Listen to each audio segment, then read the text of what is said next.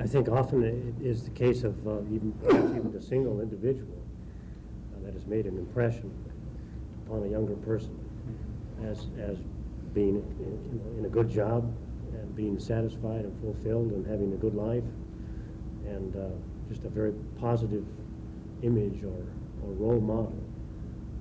And then maybe consciously or unconsciously, the younger person is influenced thereby to choose a career. And actually more than a career, but a life like that. Let me ask a question about character in a different way. Let's say that I'm a health professional or an architect or teacher or whatever, and I'm just, like a lot of people, I really want to help myself develop. But let's say I don't have a good mentor, which isn't that uncommon. I don't think. A lot of it's a matter of luck. So what does one do? Or let's say in the case of medicine, I may be a general practitioner out in the middle of nowhere. It's not so often anymore, but I'm isolated in some way, physically or emotionally or whatever. Then what do I do to sort of foster the development of my own personal character, wisdom, whatever?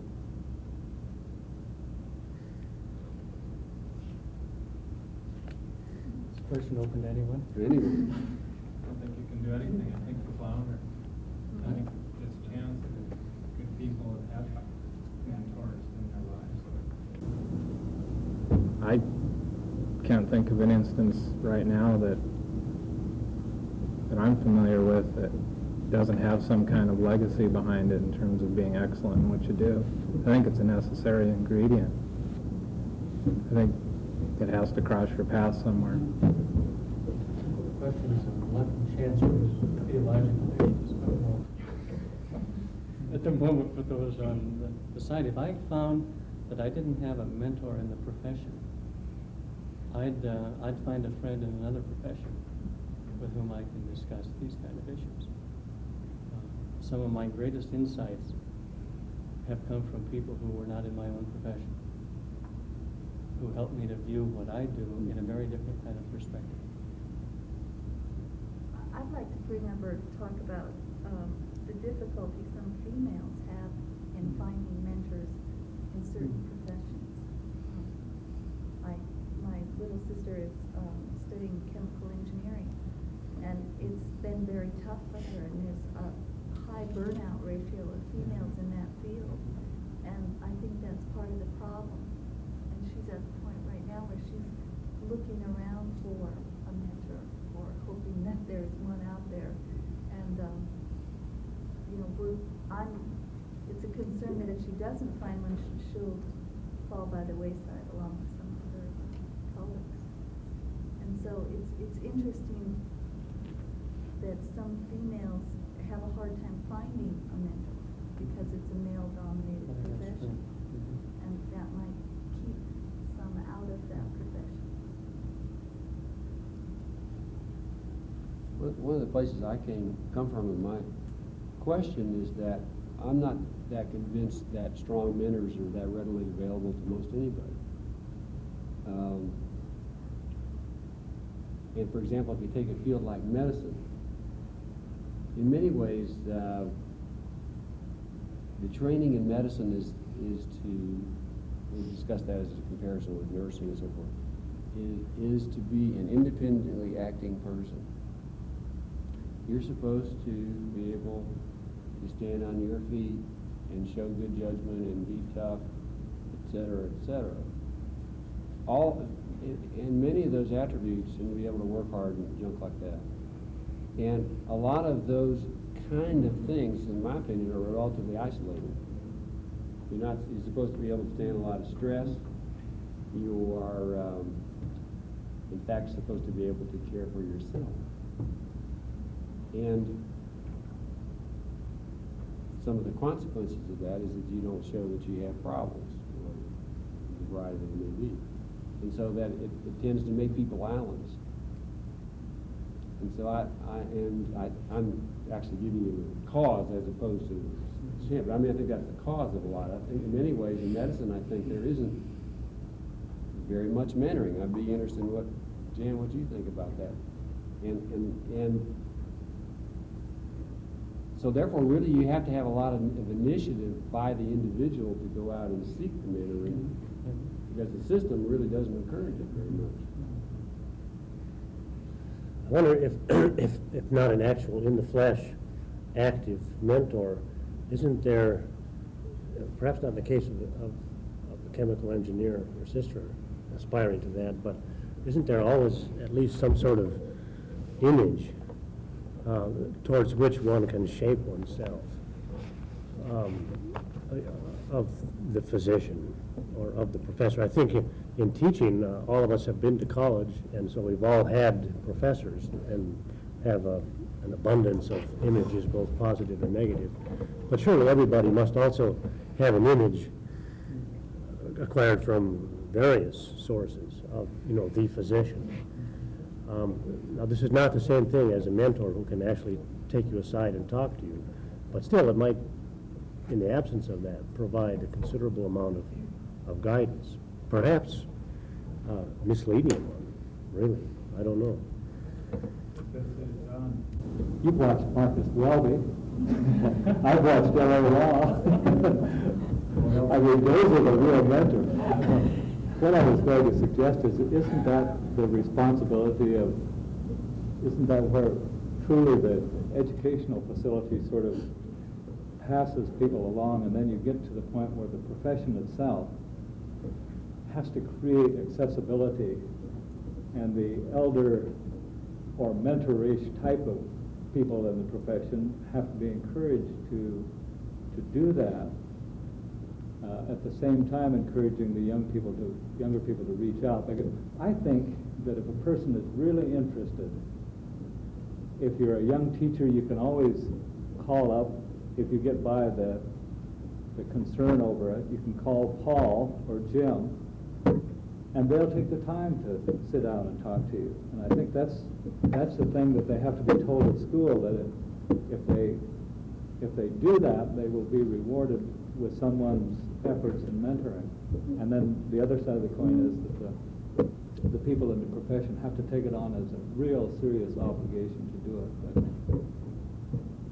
The comment I was trying to make is that it seems like some point in someone's life, it might not be a person necessarily, but it could be an event. But I know that there's somebody that touched each and every one of your lives at some point in time that has gotten you to the point that you are at. It could be an event or it could be a person, but I just can't believe that there isn't some kind of assistance or inspiration, or someone who's gone out of their way. You've been fortunate enough to have been involved with a good professor instead of a series of bad professors, or have interned underneath some position that was excellent, or been responsible working as an assistant for some politician who you would respect, or etc. That it seems like no one that really gets good in the profession gets there by themselves. That it True. And The tragedy of what she said is real too. In the apprentice who does not find a mentor, they don't get to this stage, and there's enormous social loss many times. I think there is, again, a relationship between good you get in your profession, and essentially how lucky you were to come across that moment. But I would Everyone here say, would agree with you. I think your problem is it's not very systematic. Right? We assume that somehow osmosis will take place, and that character will be transferred from that experience of that individual. And that's not necessarily the best way to do it. But Jan, you were going to say Well, something. it seems to me in listening to all this, I want to go back to what Dixie said, because I had my own feeling, anecdotes, and very personal experience with what she's talking about. But I would submit that we're maybe talking at levels that we haven't defined, that there are very different levels in the process of growth that we're talking about. For example, I think what John has said in terms of what turns you on to a profession in the first place may very well be exactly what we're talking about. You've met someone, you've known someone, you've admired someone in that very early formative stage. And I think that's terribly important. And there's good evidence to suggest that in medicine, the decision to become a surgeon as opposed to a cardiologist as opposed to a family doc has a lot to do with who you admire as you come into your clinical clerkships. If you see a surgeon that you really think is great, chances are very good that you ought to be a surgeon for that reason only, which is totally irrational. But I think that's very different. Not being a surgeon isn't irrational, but choosing it on that basis is irrational. But I think that is very different from the mentorship relationship, which, as John has alluded to, in our shared profession, does not necessarily, or I think probably is quite accidental sometimes. And I think our internship, our hierarchy in training, in fact, can set that up or it can totally destroy it. What the people I worry about are the folks that are now the independent people. And mentorship no longer exists. And I love what you people in education say about senior faculty mentoring junior faculty, but I would question how frequently and how often it happens. The people I worry about are the people who are already out there doing their professional thing and lose the collegial connection that enables them to discuss with their colleagues the problems that are going on internally, and that they are not empowered or do not feel comfortable admitting that they're feeling queasy about what they're doing or feeling uncomfortable with what they're doing. And I think that's a more significant lifetime issue in professionalism than either of the other two stages. That's just my view. And then about women getting mentors, I won't talk about it, but I would just like to underscore what Dixon has just said, that is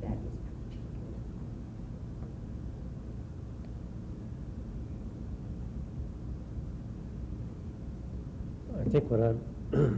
I think we've sort of discovered here amongst ourselves that we feel that there's a deficiency here in the training or in the ongoing work of professionals, in the failure in this mentoring process, and also what you mentioned, Jan, failure to just simply talk amongst ourselves, not necessarily with junior colleagues, but with other colleagues at one's own level. And somehow then some effort should be made within the professions to not mandate this or require it, but simply to provide conditions congenial to it so as to foster this. So let me turn to some of the administrators here and ask how that might be done. Larry and George and Jim. The way it's done in higher education, at least for administrators, as I've had the experience, whether it's starting at the dean and then moving on through there. I was never a department chair, so I don't know that as closely, but I do know that the same thing follows. That internally there is a group of colleagues with whom one interacts. There's sometimes a bit of suspicion about whether it's mentoring or domination that's going on, but nevertheless there is that group, and there's conversations that occur. There's also a regional network in every instance that exists, and there's a national. And then there are the kind of professional development opportunities that go even beyond that. There are plenty of opportunities. Now the problem with providing assistance to females who want to move into that is that I suppose that administration is like anything else. We tend to clone ourselves, and if you don't have all those attributes, then you don't fit. But that is changing. At least I see it changing. In my opinion, it's changing. radically. But all of that does happen, and there is a ready opportunity. In my case, for example, there are colleagues all across the country who experience any number of difficult situations, and I don't have any reluctance at all to call them against them, not just in the state, but everywhere. And they do provide an answer. Well, one thing I sort of, picking up on that, and on what Jim said earlier, there's a certain group of people who can be very assertive about getting help. My guess is that they have the least problems. They've figured out when they need to get a mentor, and by God, they're going to get one if they possibly can. And I don't think we have to, but I guess I'm not concerned about those people. I mean, my concern is more with the person who's either let's say the person who's just shy about getting help. Let's just make it. Most of us are pretty awkward about doing such things, or timid. And how do you provide the right environment for those people? And to me, it seems to me that's a lot bigger challenge.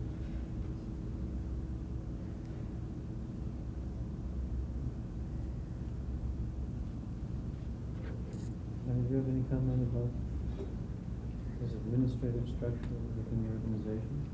Well, not that we do it well, but I can comment on some approaches that I heard about that work that seem to put to practice, and particularly in the case of new physicians who are coming into practice for the first time, at least in some settings.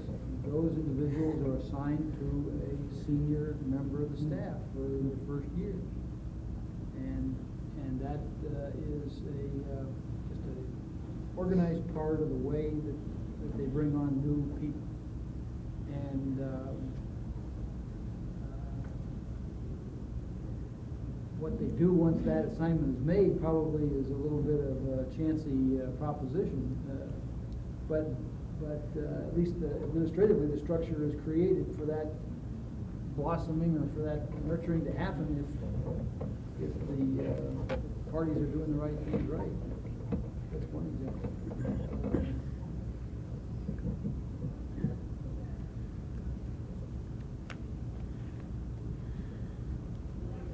It doesn't happen without a structure.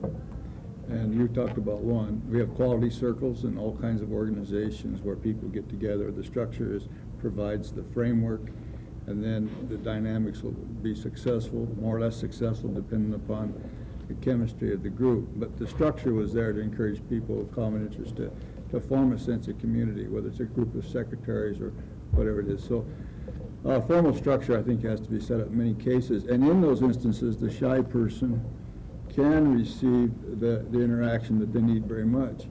And in almost every organization, we have the opportunity to do that, and how well we do that depends on administrative initiative and awareness of the problem.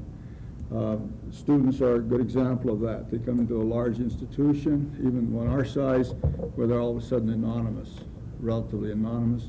They don't bring their support group with them. And you have to devise ways, and it varies in success from institution to institution, for particularizing this so that there is a small group of 15 or whatever is the ideal group, maybe that size, in which that kind of interaction is possible with the facilitator. But the absence of some kind of a formal administratively led structure will ensure that the timid, the shy, the uncertain, or the female will be marginated and may very well attrit. And structure is essential. What happens in a profession in which there is not a structure, like public service, that is not an organization in the same way that a hospital might be or a university? Well, I think it's a problem.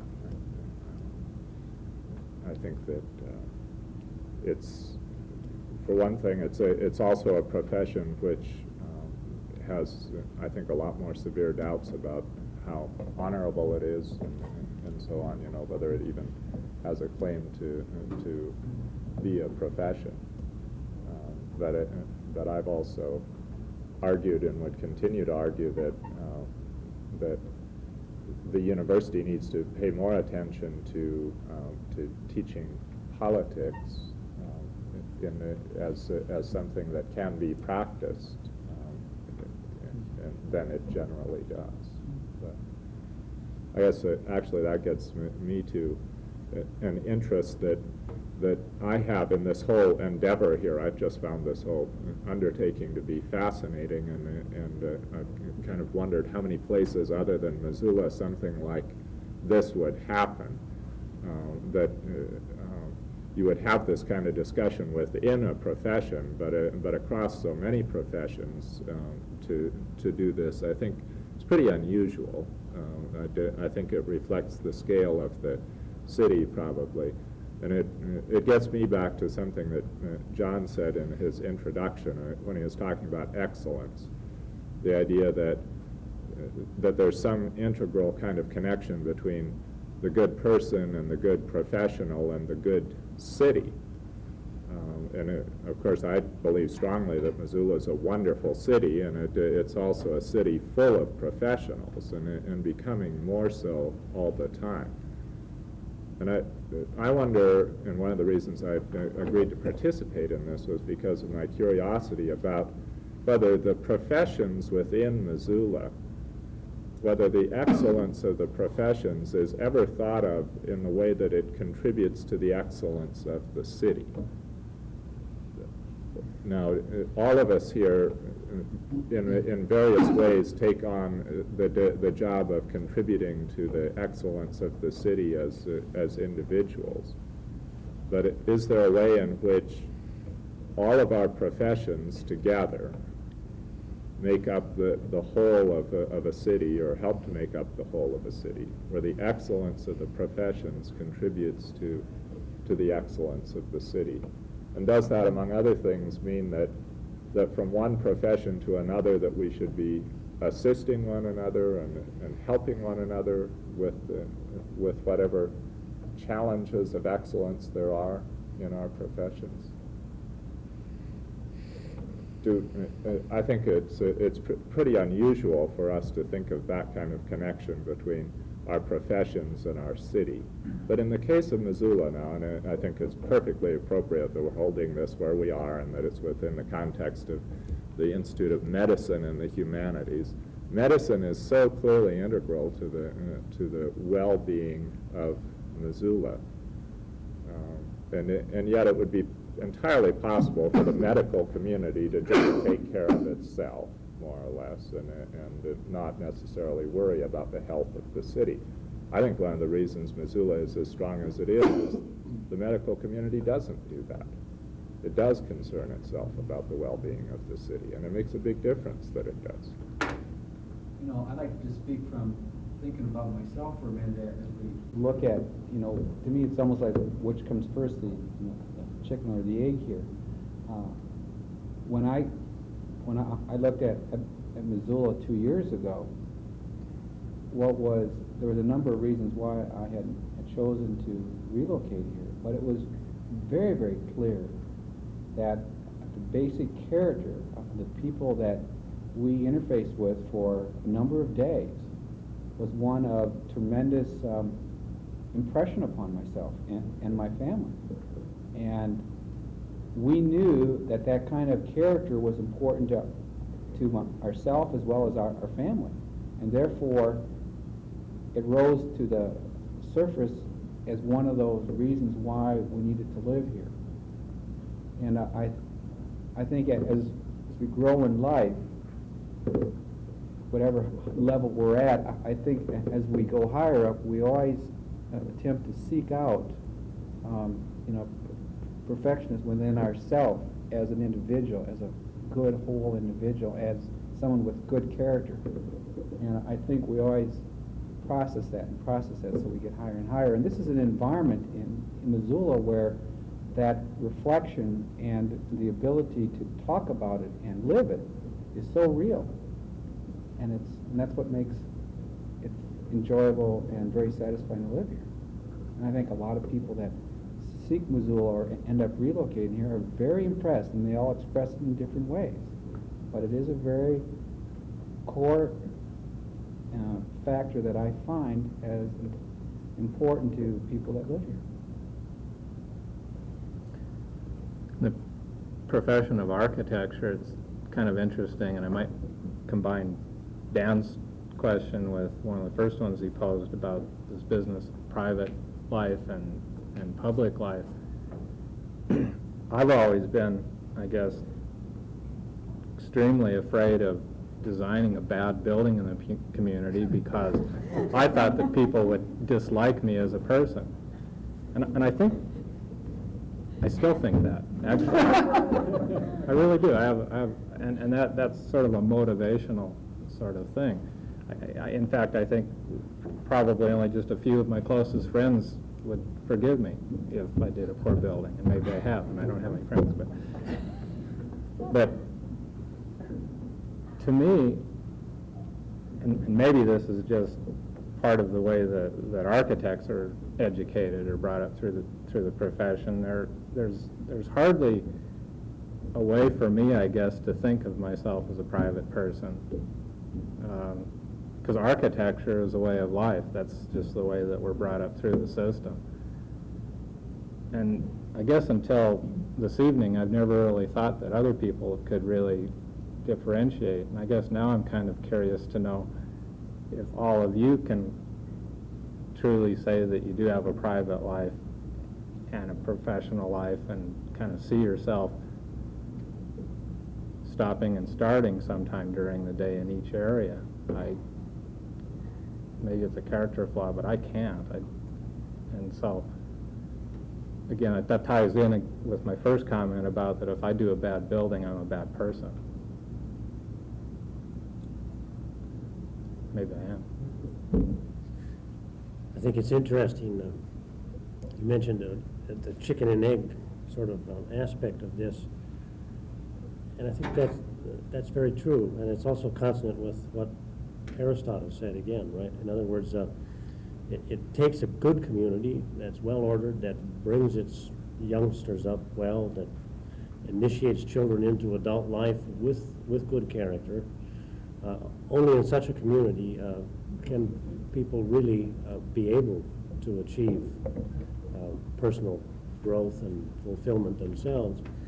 And so there's an obligation there on the part of the people who have been thus nurtured and enabled to make that return to the community. And that, I think, is the root of such feelings as you're expressing, right? You feel kind of a deep obligation, almost like that to a parent, perhaps, right? A child to a parent, that you don't want to disappoint a community that's making your good life possible.